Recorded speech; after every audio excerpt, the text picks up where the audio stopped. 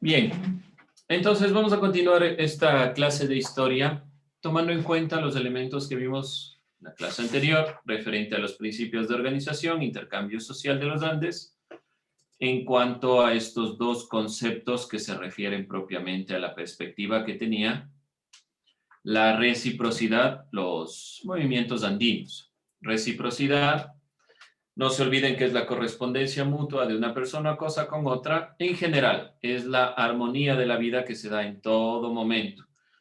Veíamos que el principio de reciprocidad, como una reciprocidad simétrica, se da directamente entre el grupo familiar o entre la comunidad, pero a nivel de estatus social, por ejemplo, incas y el pueblo, se daba el ámbito asimétrico en cuanto a la redistribución.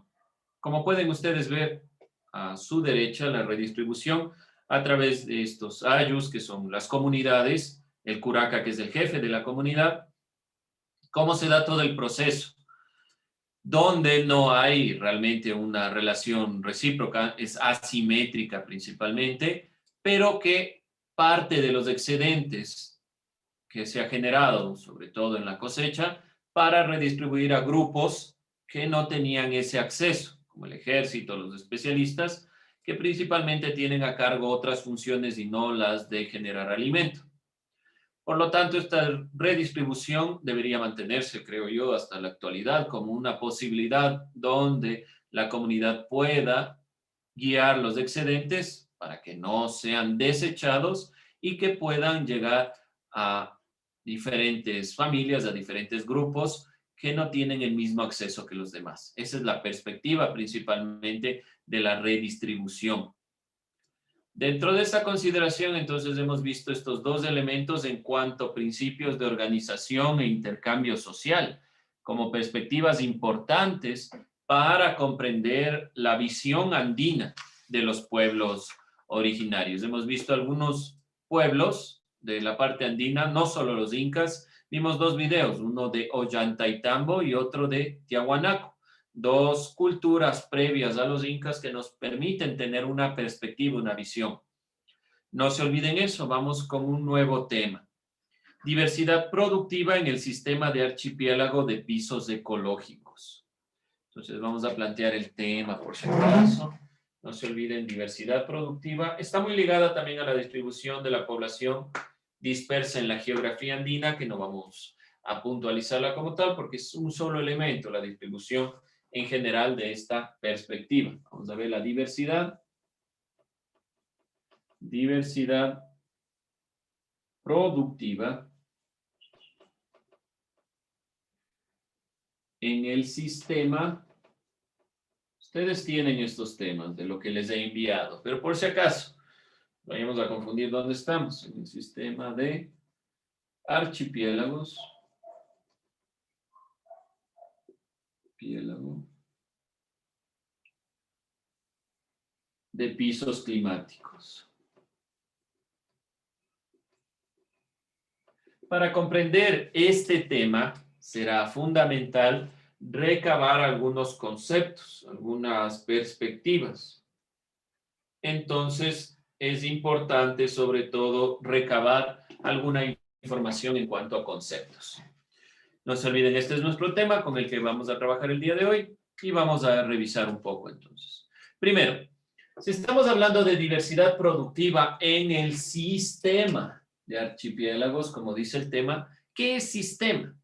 Sistema se entiende como una unidad cuyos elementos interaccionan juntos, es decir, que tenemos una sola unidad, un conjunto donde cada elemento va interaccionando entre sí. Eso se entiende por sistema. De modo que operan hacia una meta común, tienen una finalidad. Esto es tomado de dos textos en realidad, de pensadores biólogos, y bueno, dentro de la perspectiva de lo que se llama teoría de sistemas, que nos permite entender justamente los sistemas como tal. Aquí tenemos otro complemento. Siempre que se habla de sistemas se entiende o se tiene una vista hacia la totalidad, hacia el conjunto que pueden ver aquí en el ejemplo, un conjunto de elementos que interaccionan, como la imagen de la derecha también, que no son atribuibles a una simple adición, es decir, que cada elemento cumple una función específica. En sistemas, si hablamos de sistemas, de archipiélagos, de pisos climáticos, puntualmente, el sistema es fundamental, comprender este concepto de sistema. ¿Con qué se van a quedar ustedes principalmente? Con esta perspectiva de aquí. Se entiende como la unidad cuyos elementos interaccionan juntos y cada uno se afecta al otro. Cada cosa que hacemos en el sistema, un sistema ecológico, ya vamos a ver un ecosistema, ¿qué significa? Cada uno de estos elementos afecta. Por ejemplo, vemos aquí en la imagen, cada una de estas personas, por poner un ejemplo de sistemas.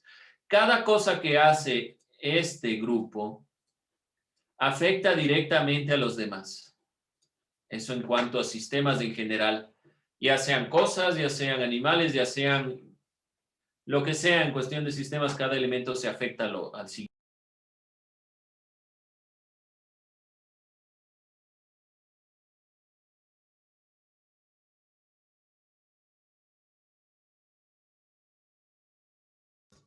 Esto en cuanto a los ecosistemas.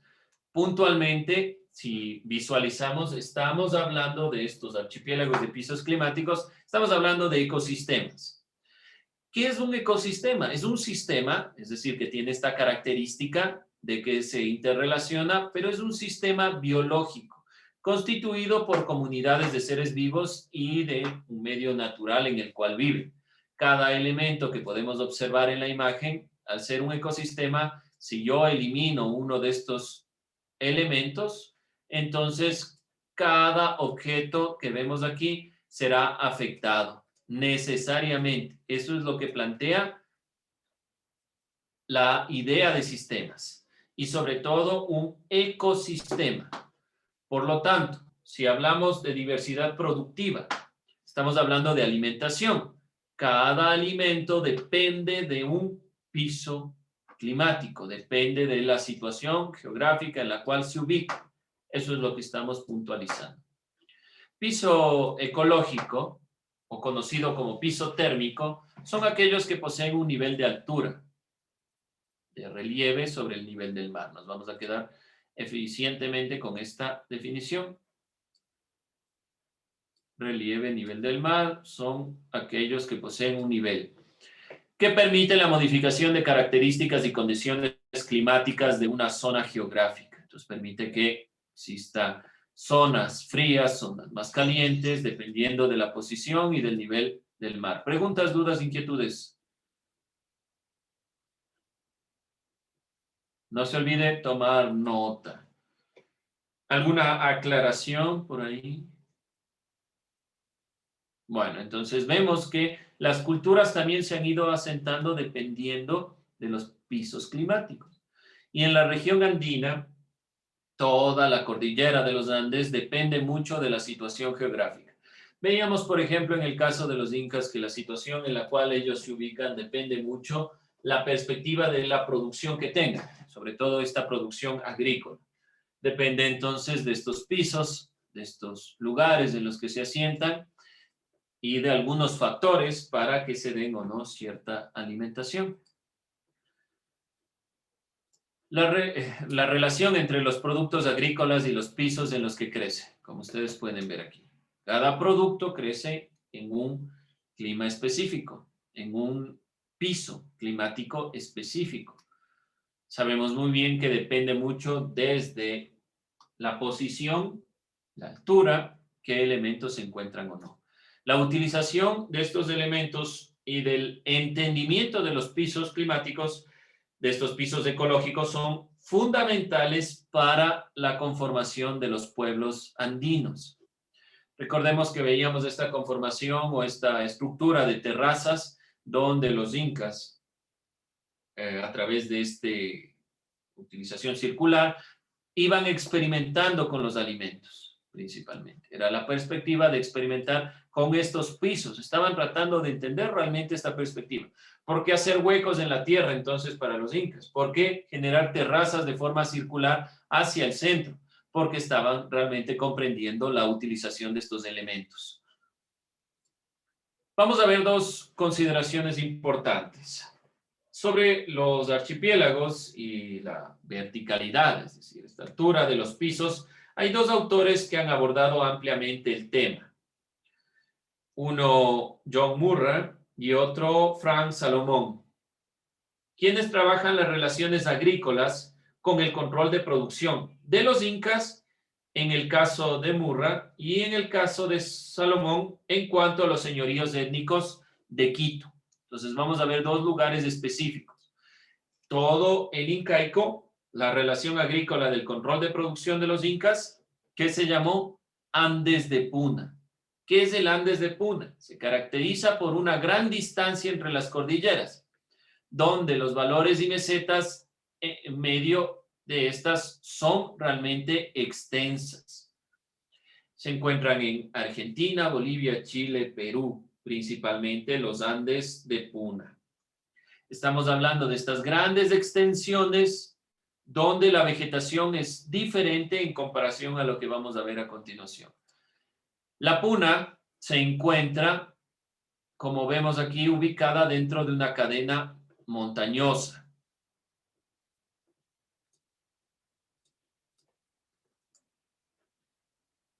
Conocida, obviamente, como la cordillera de los Andes, tiene esta longitud y esta altura promedio. Dentro de esta consideración se fueron, dentro de lo que podemos ver entre las cordilleras, generando estas mesetas que tienen una gran extensión y que llamamos Andes de Puna. ¿Cuál es la importancia? Que se trate de entender la relación agrícola, los productos que se encuentran aquí, con el control de la producción de los incas. Realmente los incas estudiaron muy bien estos ámbitos agrícolas y recordemos, por ejemplo, un sistema que utilizaban los incas, los camellones, estaban dentro de estas conformaciones que son los Andes de Puna. Y vamos a ver otro ámbito de Frank Salomón, el desarrollo del estudio de las relaciones comerciales de los Andes de Páramo. Tiene una corta distancia entre las cordilleras, por ello los valles son estrechos, a diferencia del Andes de Puna.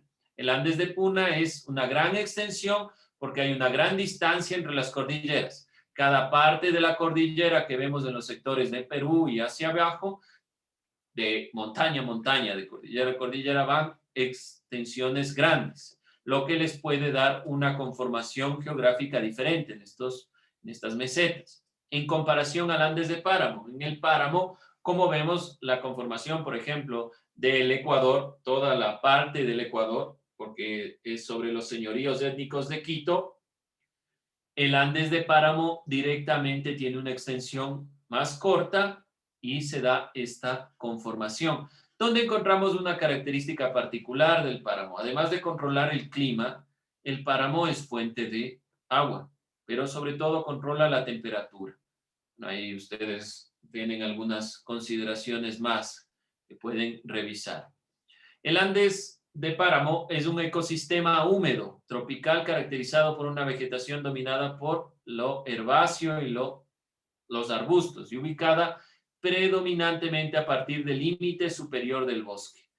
Todos hemos pasado por un páramo para llegar de una ciudad a otra y de ahí va bajando en la conformación de los pisos. Es decir, que desde la sierra vamos bajando hacia, por ejemplo, de Quito hacia la provincia de Bolívar, hacia Guaranda, pasamos del páramo donde está toda esta consideración y llegamos a otro sistema. Llegando hacia Babahoyo podemos encontrar otro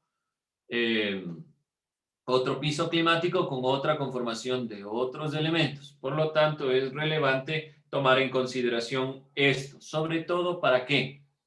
Entendemos la producción. ¿Qué producción mayormente vemos en los incas, en toda esta conformación? Sobre todo de lo que podemos ver en la parte sur de la cordillera de los Andes. Encontramos que los incas han visto como su elemento fundamental o como su alimento fundamental papa, maíz, que están dentro de estos dos pisos. En cambio, la El Ecuador en sí mismo hasta la actualidad tiene un beneficio. Cada uno de los pisos climáticos en distancia es mucho más cercano que comparándolo con Perú, por ejemplo. Entonces encontramos estos productos a distancias más cortas. ¿Gracias a qué? Gracias a los páramos. Los páramos no son solo fuentes de agua, además son fuentes de control climático y sobre todo nos permiten tener en extensiones más cortas el paso de unos climas hacia otros dentro de esta consideración del ecosistema. ¿Dudas, preguntas, inquietudes en cuanto a esta perspectiva? Vamos a ver y sintetizar esta consideración. Las culturas asentadas en la puna ascendían a la producción por medio de islas, que se llama este sistema de archipiélago. Entonces, culturas que estaban en este Andes de Puna, estaban en la puna, realmente accedían a la producción por medio de islas, este sistema de archipiélagos.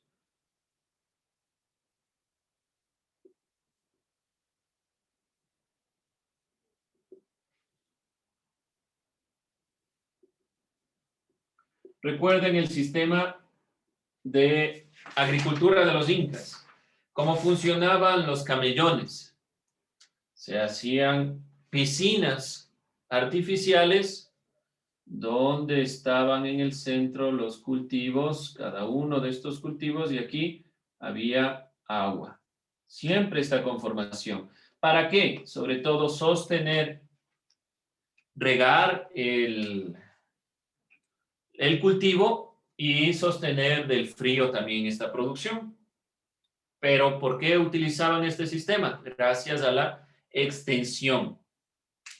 Para ello establecían colonias que transportaban la población en diferentes pisos climáticos para que cultivaran productos y luego se distribuyeran a partir del principio de reciprocidad. Entonces, esta producción en la puna, principalmente se establecieron colonias donde en diferentes pisos climáticos se podía cultivar los productos y luego se distribuían.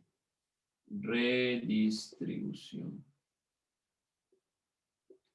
¿Por cómo funcionaba esta redistribución? A través de la reciprocidad. Ya conocemos concepto de reciprocidad y redistribución. Entonces, eran colonias, comunas, estas ayus principalmente, el ayu como forma básica de asociación, donde internamente se iban comercializando, por decirlo de alguna forma, porque el comercio ya tiene por detrás una cuestión económica, sino sobre todo era el intercambio. Eso en cuanto a la puna. Entonces, no olvidarse que aquí estos llamados ayu, que son realmente lo que vimos en la imagen, son una congregación, una colonia, un grupo de personas. Fue la forma básica de asociación y era de crucial importancia para la agricultura. Una configuración jerárquica le permitía determinar qué elementos se tenían y qué elementos se comercializaban dependiendo de los pisos climáticos, o sea, por medio de la reciprocidad se compartían. Eso en cuanto a la puna. En cuanto a los páramos, eso de la puna hablamos principalmente en toda la perspectiva inca. En los páramos, la cercanía de los pisos climáticos hacía que los habitantes de estos señoríos y los especialistas tuvieran que movilizarse periódicamente a los cultivos. Aquí había movimiento hacia los cultivos. ¿Qué quiere decir? La conformación, por ejemplo, del Ecuador en su situación geográfica hace que en extensión sea corto, pero que sea necesario. En el páramo es mucho más complicado que se generen estos cultivos. Entonces, la población debía movilizarse hacia los cultivos para obtener alimento.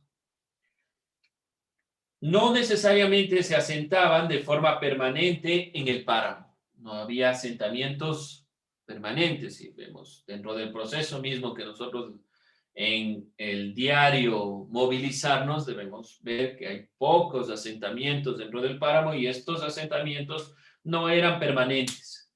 En cambio, en la puna eran asentamientos permanentes que les podían permitir tener alimento. Van a hacer un trabajo sobre una explicación del Andes de Puna y el Andes de Páramo. Miren que les estoy dando diferencias dentro de esta consideración. En este contexto, obviamente se permite el fácil acceso de los cultivos del páramo hasta los que se realizaban en los valles, es decir, que la situación de la corta extensión de los páramos permitía también tener cierto acceso a diferentes pisos climáticos que tal vez no se consideraron dentro de la perspectiva de lo que es, por ejemplo, el Andes de Puna. Entonces, esta consideración de los pisos climáticos es mucho más sencillo en el páramo, que son de corta extensión y que nos permiten acceder a los alimentos de los pisos ecológicos más bajos. En cambio, en el Andes de Puna, por la gran extensión del territorio, por la gran extensión de la puna, se iban asentando en el mismo sitio. La distribución de los grupos étnicos de los Andes no estaba basada en la ocupación de las zonas límites, sino que principalmente el espacio andino tenía dominio en el territorio dependiendo de la consideración principalmente del alimento. Entonces, vamos a puntualizar y no se olviden que cuando hablamos de Andes de Puna, es un estudio de John Murray que plantea principalmente un análisis de la producción, análisis de la producción de los incas. En cambio, el Andes de Páramo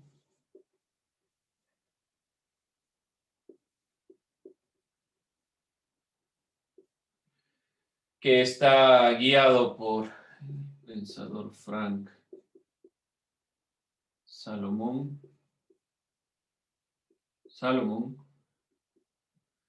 principalmente es un estudio de los señoríos étnicos